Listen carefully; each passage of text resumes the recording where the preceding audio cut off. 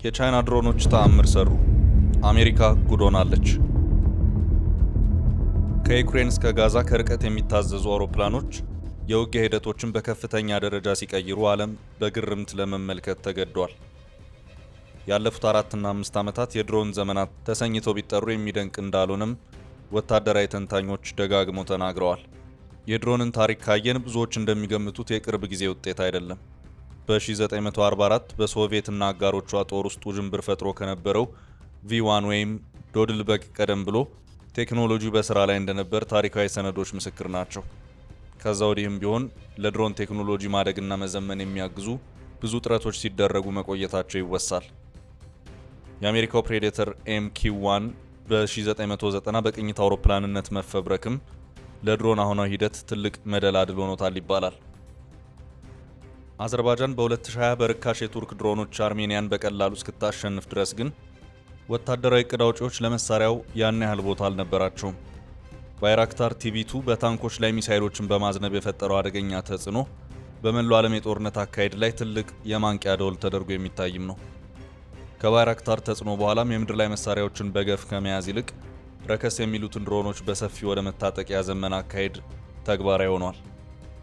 ባለፉት 5 ዓመት በመላው ዓለም የተደረጉ ደም አፋሳሽ ጦርነቶች ድሮኖችን ፈንጅ በማስታጠቅና ግዳጅ እንዲፈጽም በማድረግ ላይ ያተኮሩ እንደነበር የሚዘነጋ አይደለም።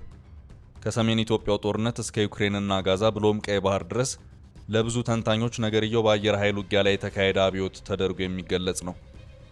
ምንም እንኳን አሁንም በጦርነቶች ላይ ጥንቱ የምድርና የታንክ ግብ ባይቀርም ድሮኖችን በሰፊ መጠቀም ወሳኝ ጉዳይ እየሆነ መጥቷል።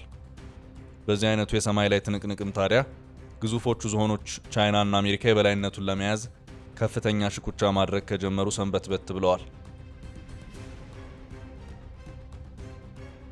ቻይና በተለይም በወታደራዊ የሰው አልባ አውሮፕላን ዘርፍ ላይ ያሳየችው ማርሽ ቀያሪ አካሄድ ዋሽንግተንን ከባድ ስጋት ላይ ሲጥል የከረመ ነው። ቻይና MD-19 የሚሰኘውን እጅግ የዘመነ ድሮን ጨምሮ የሃይፐርሶኒክ ፍጥነት ያላቸው ቁልቁል ወደ መሬት በአግድም ወይም ሆሪዞንታል የሚምዘገዘጉ ተአምረኛ ሰው አልባ አውሮፕላኖች መፈብረክ ችላለች። አሁን ላይ ደግሞ ግዙፍ መዋለ ንዋይ በመመደብ በዘርፉ ላይ ፈጣን ምርጥና ከነገሮች ጋር በቀላሉ የሚስማሙ ድሮኖችን ከመፈብረክ የተሻገረ ከባድ ጣጣን በአሜሪካ ላይ ይዛ ብቅ ማለቷ ተሰምቷል። ከፔንታጎን እስከ ሲሊከን ቫሊ የአሜሪካ ወታደራዊ አመራሮችና የፈጠራ ሰዎችን ልብ ቀጥ ያደረገውን ሂደትም በዝርዝር ልንፈትሽ ወደናል። አብራችሁን ዝለቁ።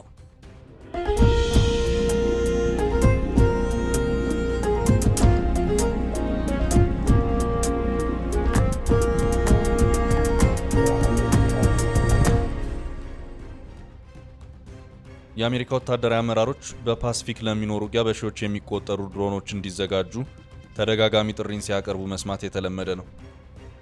ይሁንና ግን በዶናልድ ትራምፕ ግብታዊ የታሪፍ መጣል አካሄድ ከቻይና ጋር ከባድ ውጥረት ውስጥ የምትገኘው አሜሪካ በሰው አልባ አውሮፕላኖች በኩል ራሷን ለመቻል የሚቸግር አጣብቂኝ ውስጥ መግባቷ ተረጋግጧል።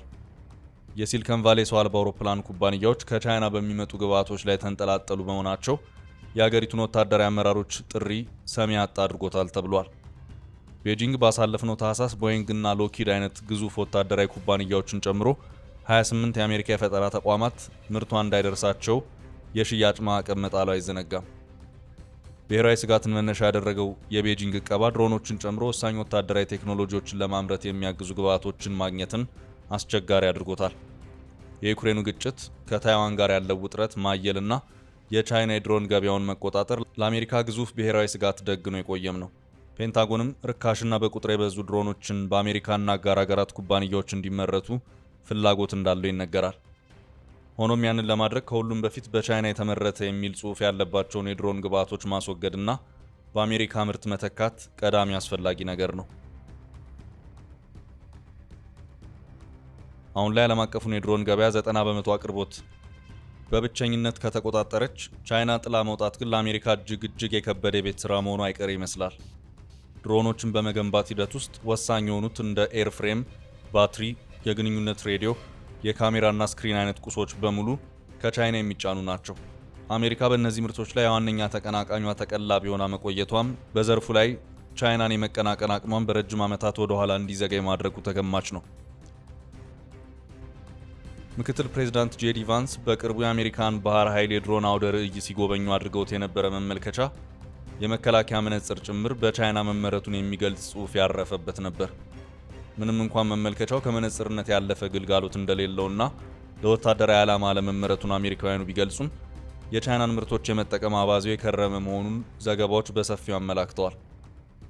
ስካይዲዮ የሚሰኘውን ጨምሮ ብዙዎቹ የአሜሪካ የድሮን ኩባንያዎች ከቻይና ዘንድ አቅርቦቶችን በቶሎ በመሰብሰብ በተወሰነ ደረጃም ቢሆን ክፍተታቸውን ለመሙላት ጥረት ሲያደርጉ እንደነበርም ይነገራል።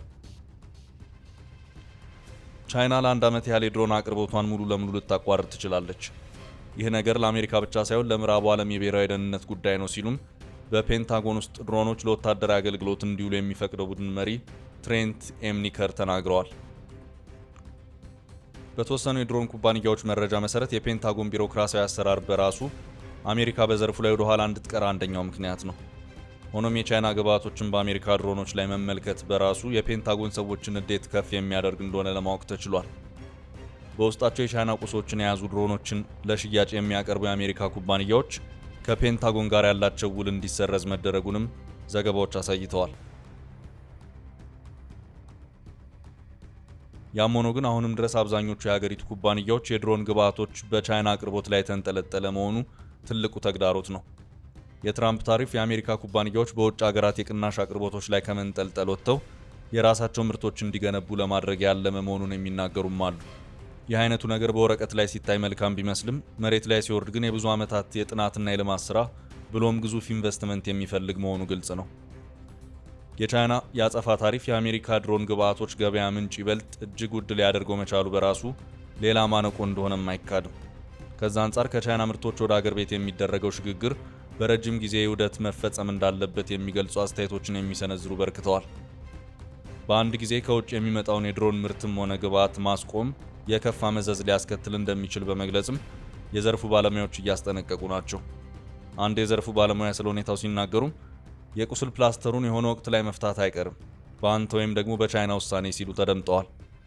ፔንታጎንም ቢሆን ለድሮን ግንባታ ወሳኝ የሆኑት ኤርፍሬም፣ ሞተርና ባትሪዎች ግብዓትን አጥብቆ የሚፈልገው ሲሆን የተቋሙ ፍራቻ በቻይና ላይ መንጠላጠል እየፈጠረ ካለው አደጋ ጋር የሚገናኝ እንደሆነ ይገለጻል። ለአብነት ያህል ቻይና ባሳለፍነው ጥቅምት ስካይዲዮ የሚሰኘው የአሜሪካ ወታደራዊ ኩባንያ የአነስተኛ ድሮን ባትሪ አቅርቦትን እንዳያገኝ እገዳ ጥላበታለች። ኩባንያው አዲስ አቅርቦት ማግኘት ስለማይችል እስከ ያዝነው የፈረንጆቹ ጸደይ ባትሪዎችን በቁጠባ ማቅረብ ግድ እንደሚሉ አስታውቆ ነበር። በወቅቱም ኩባንያው በእገዳው ዙሪያ ባወጣው መግለጫ በጉዳዩ ላይ ጥርጣሬ ያለው ካለ ይህ አጋጣሚ ቻይና መንግስት ፍላጎቱን ለማሳካት ሲል የአቅርቦት ሰንሰለቱን እንደ ጦር መሳሪያ እንደሚጠቀም ግልጽ የሚያደርግ ነው ብሎ ነበር። ከዚህ ኩባንያ ውጭም ቻይና ከአሜሪካ መከላከያ ኩባንያ ጋር የሥራ ውል ባላቸው ሌሎች ተቋማት ላይ ጭምር የምርቶች አቅርቦት እገዳን ጥላለች። ከኩባንያዎቹ የተወሰኑት የአቅርቦቱ መቋረጥ ጉዳት እንደሌለው ቢናገሩም አማራጭ የአቅርቦት ገበያዎችን እያማተሩ መሆናቸው የቤጂንግን ወሳኝነት ይጠቁማል። አንድ የአሜሪካ ድሮን አምራች ኩባንያ ኃላፊ ሲናገሩ ደግሞ ግብዓቶቹን ከሌላ ስፍራ ማግኘቱ ይበልጥ ፈታኝ ነው፣ ነገር ግን ከቻይና ግብዓቶች ሙሉ ለሙሉ ለመንጻት ጥሩ አጋጣሚ ይሆናል ብለዋል። በዚህም ተባለ በዚያ ግን የአሜሪካ ወታደራዊ አመራሮች፣ የብሔራዊ ደህንነት ባለሙያዎችና የድሮን አምራቾች በአንድ ነገር ይስማማሉ። ከቻይና ግብዓቶች የጸዳ ድሮን ማምረት የሚቻለው DJI የሚሰኘውን ዋና መቀመጫውን በሼንጀን ያደረገውን የቻይና ኩባንያ ከአሜሪካ በማስወጣት ብቻም እንደሆነ እየተናገሩ ናቸው። በምጻሩ DJI የሚሰኘው ተቋም ድሮኖችና ካሜራዎችን ለማምረት የተቋቋመና ሸንጀን DJI የፈጠራ ቴክኖሎጂ ኩባንያ በሚል የሚጠራ ነው። በአሜሪካ፣ ጀርመን፣ ሆላንድ፣ ጃፓን፣ ደቡብ ኮሪያ፣ ቤጂንግ፣ ሻንጋይ እና ሆንግ ኮንግ ማምረቻ ኩባንያዎች ያሉት ተቋሙ በአሜሪካ ከፍተኛ መነጋገሪያና ትልቅ ፍርሃትን የፈጠረ ነው። ኩባንያ የዓለማችን ግዙፍ የድሮን አምራች ከመሆኑ ባሻገር ከአሜሪካና ቻይና የካፒታል ኩባንያዎች ድጋፍ ያለው መሆኑም ይገለጻል። DJI ሙሉ ለሙሉ እስካልታገደ ድረስ የአሜሪካ የድሮን ኢንዱስትሪ አይኖርም ሲሉም የአሜሪካ ብሔራዊ ድሮን ማህበር ሊቀመንበር ናታን ኤክሰልበርጀር መናገራቸው የኩባንያውን ተጽዕኖና ተፈሪነት ቁልጭ አድርጎ የሚያሳይ ነው። አሜሪካውያን ለኩባንያ ያላቸው ፍራቻም በድሮን ዘርፍ ላይ ቻይና እየሄደችበት ያለውን አስፈሪ ግስጋሴ እንደሚጠቁም ምዕራባውያን መገናኛ ብዙሃን ሳይቀሩ የሚያምኑት ጉዳይ ነው። ይሁንና DJI ኩባንያ የሚያመርታቸው ድሮኖችና የድሮን ግብዓቶች ከአሜሪካ ገበያ እንዲታገዱ የሚጠይቁ ጥረቶች ፍሬ ሳያፈሩ ቀርተዋል። ተቋሙ የቻይና ድሮኖችና ግብዓቶች ላይ እገዳ መጣል የአሜሪካ ኩባንያዎችን ጭምር ከፍተኛ ጉዳት ላይ የሚጥል ነው የሚል ተቃውሞን ያቀርባል። ተቋሙ በአሜሪካ የድሮን ዘርፍ ላይ ካለው እንቅስቃሴ ጋር በተያያዘ ስለሚነሳበት ቅሬታ በፎርብስ መጽሔት ሲጠየቅም DJI ፍትሐዊ ባልሆነ መልኩ በብሔራዊ ማንነቱ የተነሳ ኢላማ ተደርጓል የሚል ምላሽን ሰጥቷል። በአሜሪካ ገበያ እንዳይንቀሳቀስ እገዳ ለመጣል በሚሞክርበት ወቅትም የአሜሪካ ደንበኞቹን ጨምሮ እገዳው እንዲነሳ ጥረት ላደረጉት በሙሉ ምስጋናውን አቅርቧል።